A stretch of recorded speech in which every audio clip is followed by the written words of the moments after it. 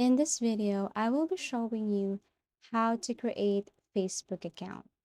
This is a very easy tutorial. All you have to do is to tap your Facebook application. So if you're new to Facebook, tap create new account, click get started. And then once you click get started, you have to your first name and also your last name here. So for example, I am going to type my name Selena and my last name is Brooke.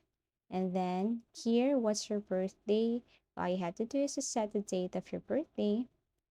And then once done, you have to click this set here. And then after that, click next. Now, what's your gender? You just have to choose female, male, or you have to custom it. It's up to you. And then what's your mobile number? It's very, very important to have this one because, for future purposes and for privacy and security purposes. And then after that, you have to create a password. Make sure that this one is a unique one. And then click save.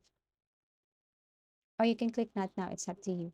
Now you have to click I agree for the terms and policies. And then, yes, after that, you can now have your own Facebook account.